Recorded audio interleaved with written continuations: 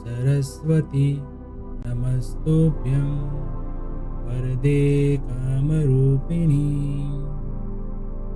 विद्यारम्भं करिष्यामि सिद्धिर्भवतु मे सदा।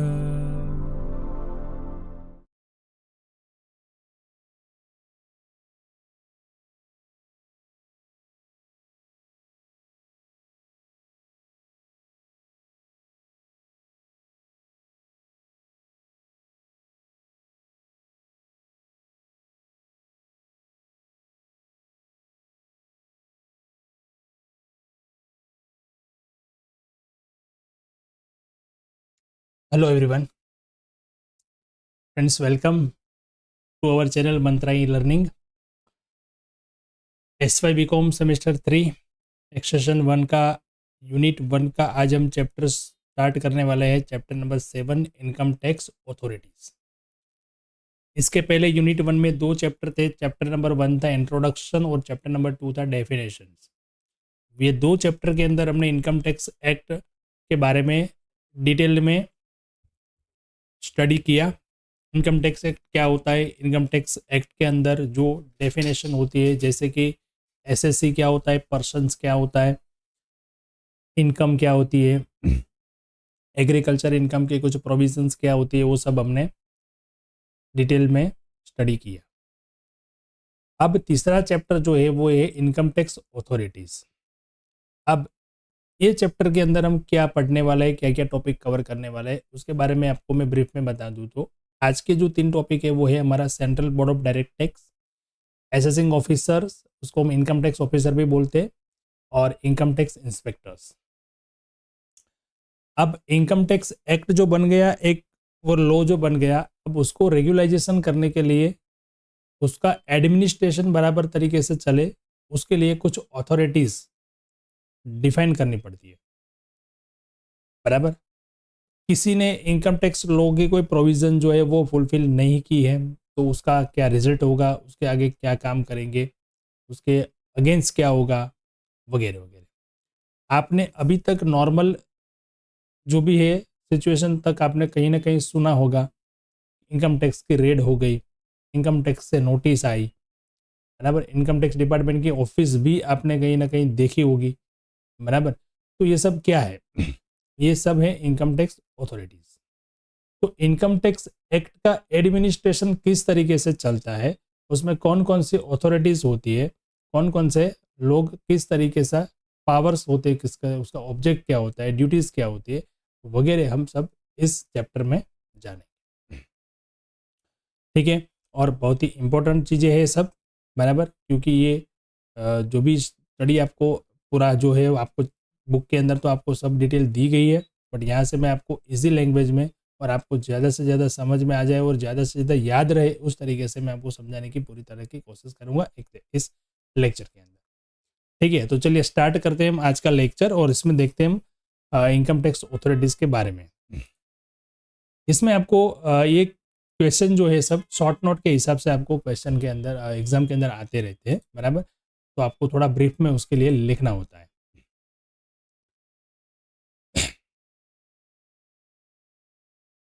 Income tax authorities के बारे में section number 116 to 138, income tax act की जो भी सेक्शन है उस सेक्शन के अंदर 116 और 138 तक, 116 से 138 तक की जो सेक्शन है उसके अंदर हमें इनकम टैक्स अथॉरिटीज के बारे में डिटेल में बताया गया है, बराबर है। जैसे अपॉइंटमेंट एंड कंट्रोल, अपॉइंटमेंट कौन कर सकता है, कंट्रोल किस तरह से होता है, जुरिस्डिक्शन किस तरीके से होता है, powers and disclosure of information, बराबर।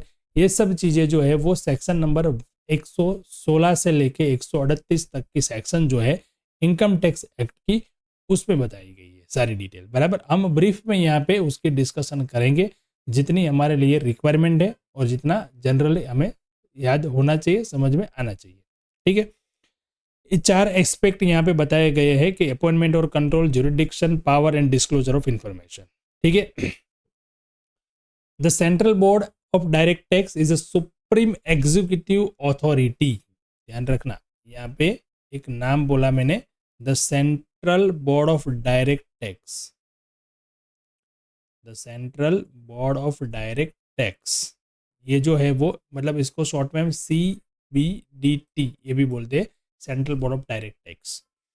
ये सुप्रीम एग्जीक्यूटिव अथॉरिटी है, एग्जीक्यूटिव अथॉरिटी, ये भी समझना है आपको वर्ड, थोड़े थोड़े लीगल वर्ड यहाँ पे आ रहे हैं तो आपको थोड़ा ऐसा लगेगा कि क्या क्या नया नया शब्द आ रहा है सब, बट अब एज ए कॉमर्स स्टूडेंट और as a second year BCom student और टैक्सेशन जो आप पढ़ रहे हो तो उसके लिए आपको इतना तो अभी पता होना ही चाहिए, ठीक है। तो एग्जीक्यूटिव अथॉरिटी है ये सुप्रीम एग्जीक्यूटिव अथॉरिटी। दो टाइप की अथॉरिटी है, मैं आपको बता दूं, एग्जीक्यूटिव और ज्यूरिडिकल। अब ये एग्जीक्यूटिव अथॉरिटी मतलब इसको जो भी इनकम टैक्स एक्ट के रूल्स बनते हैं, जो भी लॉ है वो सब उसको एडमिनिस्ट्रेटिंग करना है, मतलब उसका पूरा पालन करवाना, ये काम है सुप्रीम अथॉरिटी जो है वो है CBDT की, मतलब Central board of direct Tax की, and has the authority over all the officers and other person responsible for the administration of the act. CBDT को सब ऑफिसर पर और कोई भी ऐसा पर्सन जो रिस्पॉन्सिबल है for the administration of the act, उस सब के ऊपर उसकी पूरी अथॉरिटी है। Perhaps the most important authority is the assessing officer, यानी कि इनकम टैक्स ऑफिसर, वो comes in direct touch with the assessee। वैसे तो ये बोल सकते हैं कि असेसिंग ऑफिसर जो होता है, इनकम टैक्स ऑफिसर जो होता है, उसकी यहाँ पे अथॉरिटी जो होती है इंपॉर्टेंट होती है, but higher authority, supreme authority जो होती है वो क्या होती है, CBDT, central board of direct tax, वो ही ये सबको एडमिनिस्ट्रेटिव करता है। इनकम टैक्स ऑफिसर की जो अथॉरिटी इंपॉर्टेंट इसलिए है क्योंकि वो डायरेक्ट एसएससी के साथ टच में रहता है, ठीक है। As per section 27A assessing officer की यहाँ पे एक डेफिनेशन दी है, assistant commissioner, deputy commissioner, assistant director, deputy director, ITO, income tax officer, ये सब जो है वो उसको बोलते हैं असेसिंग ऑफिसर। असेसिंग ऑफिसर के अंदर कौन कौन आता है, assistant commissioner, deputy commissioner, assistant director, deputy director और इनकम टैक्स ऑफिसर, ये सब असेसिंग ऑफिसर होते हैं। Who is vested with relevant jurisdiction by virtue of directions or order issue under section 120, 12 or any other provision of this act। ये सब जो है वो असेसिंग ऑफिसर है और वो क्या करते हैं, तो दिस एक्ट, ये एक्ट के प्रोविजन के हिसाब से अपने जुरिडिक्शन में, रिलेवेंट जुरिडिक्शन में वो डायरेक्शन देते हैं या ऑर्डर पास करते हैं, कुछ भी, बराबर, इनकम टैक्स के लॉ के हिसाब से। तो ये सब होते हैं assessing officer. And additional commissioner होता है, एडिशनल डायरेक्टर होता है, जॉइंट कमिश्नर होता है, जॉइंट डायरेक्टर भी होता है, बराबर। Who is directed to exercise और परफॉर्म ऑल और एनी ऑफ द पावर्स और फंक्शन कन्फर्म्ड ऑन और assigned to an assessing officer under this act. This act के अंदर जो भी असेसिंग ऑफिसर को पावर दिए गए हैं, वो पावर को एक्सरसाइज और परफॉर्म करने का काम जो है वो ये लोग यानी कि असेसिंग ऑफिसर्स करते हैं। और असेसिंग ऑफिसर्स के अंदर ये सब लोग आते हैं, जैसे कि असिस्टेंट कमिश्नर और additional commissioner, deputy commissioner, additional director, assistant director, joint commissioner, deputy director, ITO, joint director, सब बराबर है। तो ये सब होता है यहाँ पे हमारा इनकम टैक्स अथॉरिटी की एक ब्रीफ मैंने आपको समझा दी कि इनकम टैक्स अथॉरिटीज के अंदर क्या क्या होता है, बराबर। इनकम टैक्स ऑफिसर और असेसिंग ऑफिसर, ये सबसे मेन जो है वो अथॉरिटीज कही जाती है, क्योंकि वो डायरेक्ट एसएससी का मतलब अभी आपको पता है, तो मैं बार बार आपको वो डिटेल में समझाने नहीं जाऊंगा। एसएससी से डायरेक्टली वो टच में रहता है, ठीक है। बट हायर अथॉरिटी जो होती है, वो सुपीरियर अथॉरिटी जो होती है, वो क्या होती है, CBDT यानी central board of direct tax. देखिए ये आपने सिंबल देखा होगा कहीं पे, इनकम टैक्स डिपार्टमेंट, इसको बोलते हैं income tax department. Income tax authorities के अंदर हम देखते आगे जाते हैं। अभी the authorities constitute to administration the act are two types, दो टाइप की यहाँ पे अथॉरिटीज होती है। फर्स्ट होती है एग्जीक्यूटिव अथॉरिटीज एग्जीक्यूटिव अथॉरिटीज को क्या होता है, क्या बोलते हैं, have to see that the provision of law are properly implemented and people comply with the tax laws. Executive authority की इतना ही काम होता है, उतना ही देखना होता है कि जो भी लोग हैं वो सब लोग इनकम टैक्स एक्ट की जो भी प्रोविजन है उसका पालन करते हैं या नहीं करते, और प्रॉपरली इम्प्लीमेंटेड हुआ है या नहीं हुआ है, मतलब उसका मैनेजमेंट का काम है, बराबर। ज्यूरिडिक्शल है दूसरा पार्ट जो है वो है ज्यूरिडिकल और अपीलेट अथॉरिटीज। अब इसका काम क्या है, अब इसका काम जो है वो है friends, have to see that proper justice is done to honest taxpayer and guilty persons are penalized। मतलब जो भी ऑनेस्ट टैक्स पेयर है उसके साथ कोई इनजस्टिस ना हो, अन्याय ना हो, और जो गिल्टी पर्सन है उसको पेनलाइज मतलब उसको सजा देने का जो काम है वो ये अथॉरिटीज का काम है। मतलब हम कोई अपील में जाते हैं, मतलब कि असेसिंग ऑफिसर ने या इनकम टैक्स ऑफिसर के तरफ से कोई टैक्स पेयर को कोई नोटिस आती है, कोई असेसमेंट आता है, कोई ऑर्डर आता है, कुछ भी आता है, तो फिर वो एसएससी जो है वो उसको बीइंग हर्ड यानी कि उसको सुनने के लिए भी है, टाइम देना पड़ता है, उसको भी टाइम मिलता है, उसको भी पूरे अपॉर्चुनिटी है।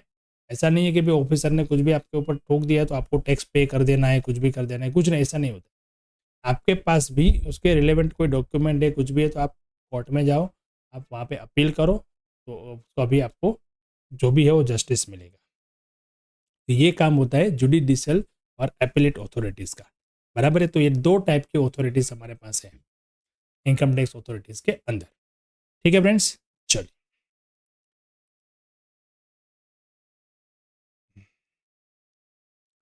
अब आते हैं हम एग्जीक्यूटिव अथॉरिटीज़ के ऊपर। पहले उसके अंदर मैंने बताया जैसे कि सबसे सुपीरियर जो हाईएस्ट जो अथॉरिटी है वो क्या है, central board of direct tax. अब इसके बारे में थोड़ा जानते हैं। The central board is the topmost executive authorities for the administration and execution of the income tax law. This board was created under the Central Board of Revenue Act 1963 and the board consists of a chairman and 6 members. ये जो board of directors, board of direct taxes जो है वो कौन से act के under में बनाया गया है वो यहाँ पे आपको जानना है। तो ये बनाया गया है central board of revenue act 1963। इसके अंदर ये central board of direct Tax की अथॉरिटी जो है वो बॉडी जो प्रिपेयर बनाई गई है, और इसके अंदर एक चेयरमैन होता है और 6 और मेंबर्स होते हैं।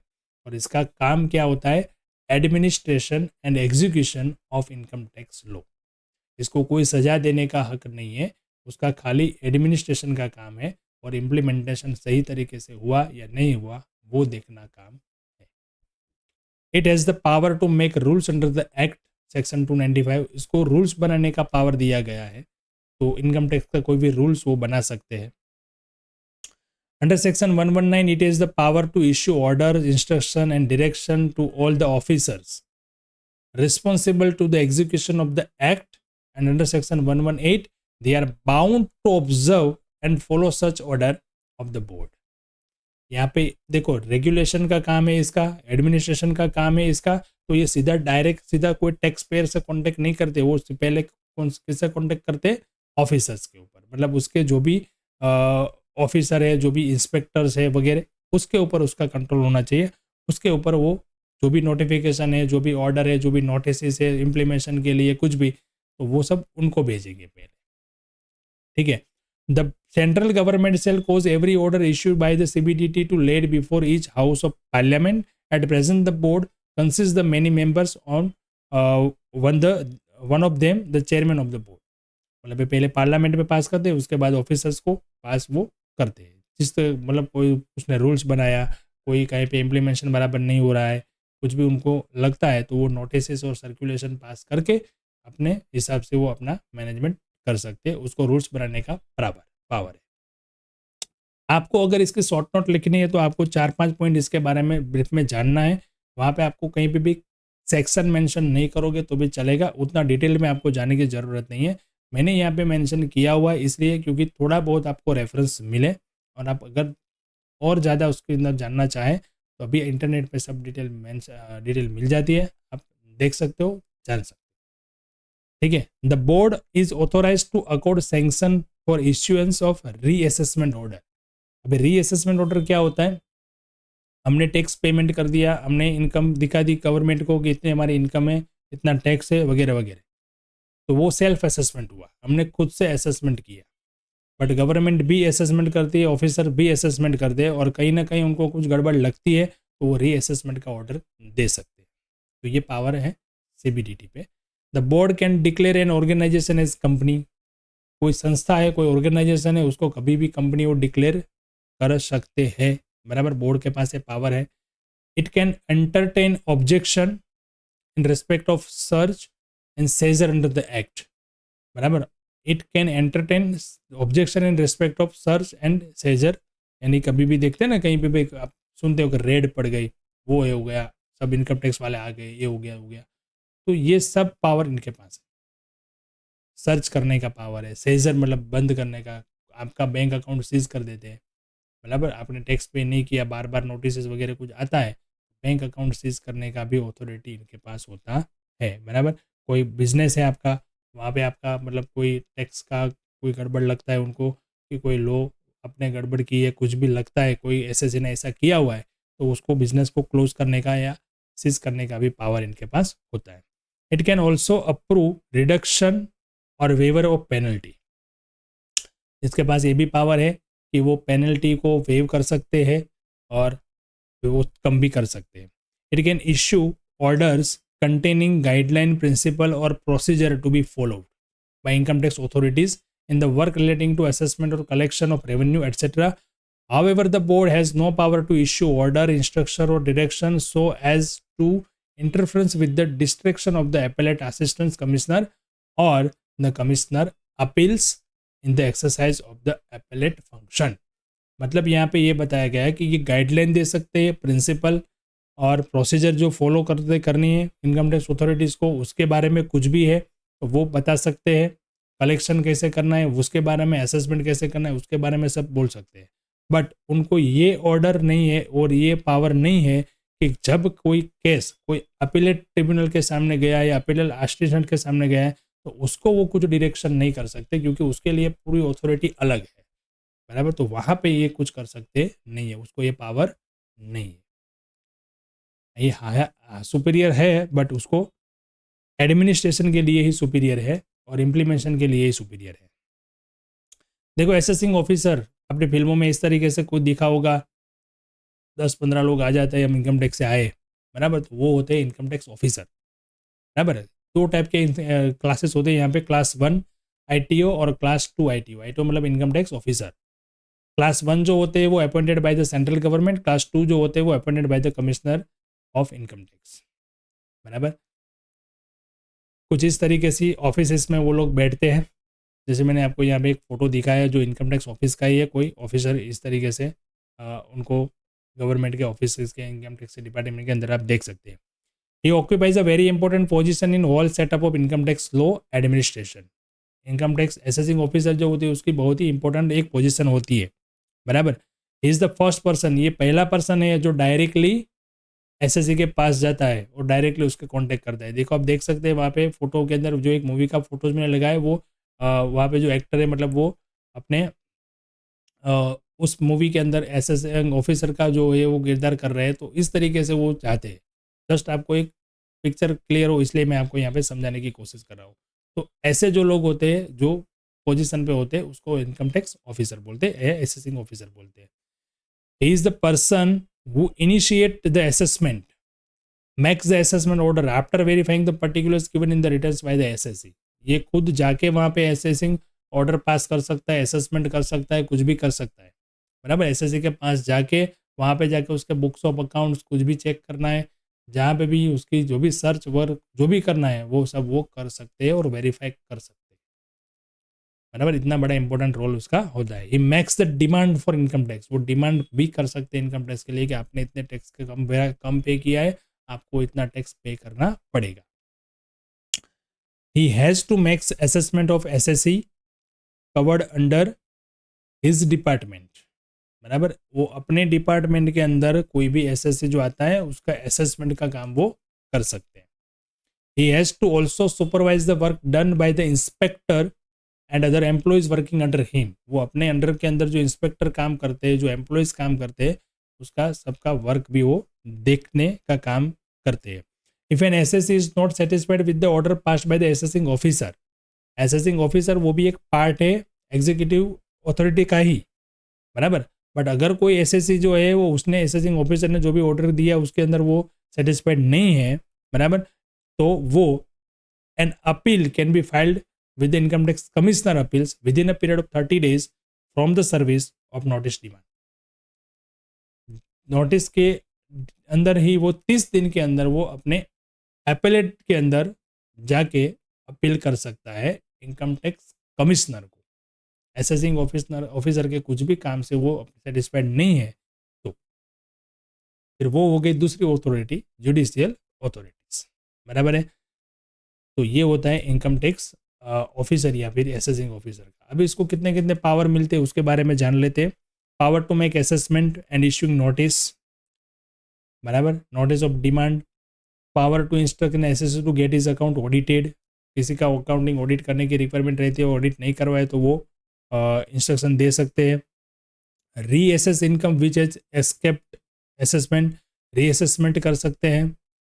Power to allot permanent account number, PAN number जो हम बोलते हैं, पान कार्ड जो हम बोलते हैं, वो पैन नंबर अलॉट करने का काम असेसिंग ऑफिसर का है, उसकी पावर के अंदर आता है। Power to call for information, वो कॉल करके इन्फॉर्मेशन भी ले सकते हैं एसएससी से। Power to collect certain information, कुछ भी इन्फॉर्मेशन वो एसएससी से कलेक्ट कर सकते हैं। Power to inspect registered of company, company का रजिस्ट्रेशन भी वो चेक करने की पावर रखते हैं।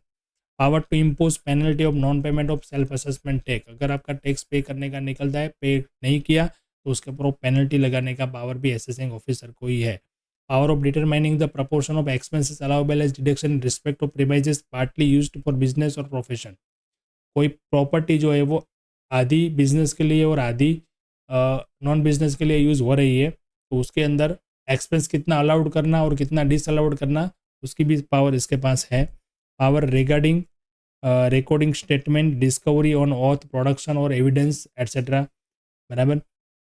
Power to requisition of books of account, books of accounts भी वो मंगवा सकते हैं, बराबर।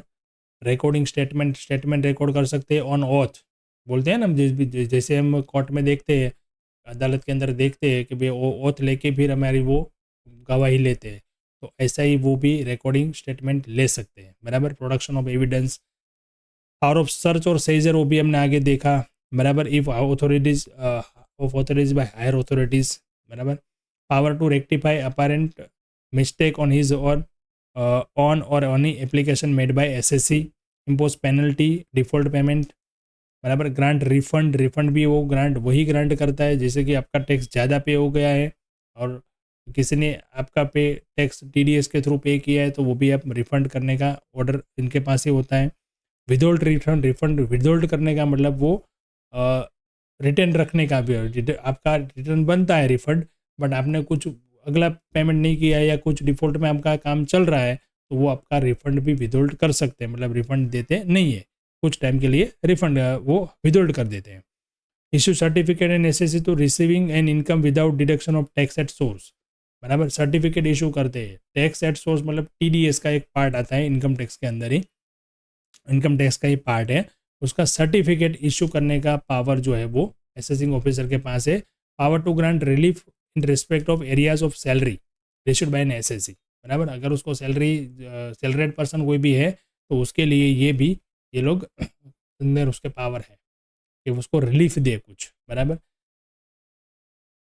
एसेट सेज करने का पावर है उसके पास, satisfaction of existing liability under the direct tax law, बराबर। कुछ भी एसेट के ऊपर उन्होंने टैक्स लॉ की कोई प्रोविजन फुलफिल नहीं की है तो वो सब सेज करने का पावर भी असेसिंग ऑफिसर के पास है। तो assessing officer is the most important authorities of the income tax act for the regulation और एडमिनिस्ट्रेशन स्मूथली इनकम टैक्स। ठीक है फ्रेंड्स, तो ये हो गई एक हमारी ऑथोरिटीज जो मेन हमने देखा। अब आते हैं income tax inspector. Income tax inspector कौन होते हैं? तो income tax inspector are appointed by the commissioner subject to rules order of the central government. वो सेंट्रल गवर्नमेंट नहीं, सेंट्रल गवर्नमेंट असेसिंग ऑफिसर को कौन करते हैं? क्लास 1 जो होते हैं वो होते हैं असेसिंग ऑफिसर और उसको अपॉइंट करते हैं central government. Income tax inspector जो होते हैं वो क्लास 2 होते हैं और उसको अपॉइंट करते हैं कमिश्नर, बराबर। They are subordinate of the income tax officers. Income tax officer के ये सबऑर्डिनेट होते हैं, उसको इनकम टैक्स ऑफिसर के अंडर में काम करना होता है। They perform such functions are assigned to them by the commissioner. Commissioner जो उनको काम असाइन करते हैं उसके वही काम उनको करना है। They have no particular powers और फंक्शन, उसके लिए कोई पावर फंक्शन नहीं है। जैसे असेसिंग ऑफिसर को थे वैसे कुछ पर्टिकुलर पावर नहीं है। वो जो होते हैं वो खाली क्या होते हैं, जो कमिश्नर बोले या असेसिंग ऑफिसर जो भी बोले वो काम उनको करना है, मतलब जितना भी उनको काम बताया जाए उतना उसको करना है। द मेन फंक्शन उसका क्या है, the main function is to assist the income tax officer or any other income tax authority under whom they are placed.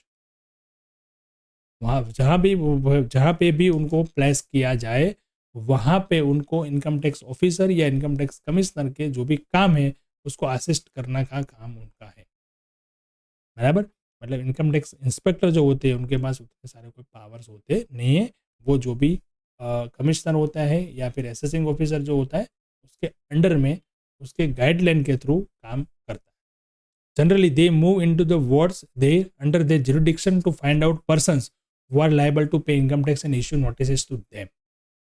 Generally बोला जाए तो इसका काम ये है कि वो अपने वार्ड्स में फील्ड में जाते रहते हैं, जो जुरिडिक्शन में आते हैं वहाँ पे, और ऐसे लोगों को फाइंड करते हैं जिसको टैक्स पे करने के लिए नोटिस वगैरह कुछ देना होता है।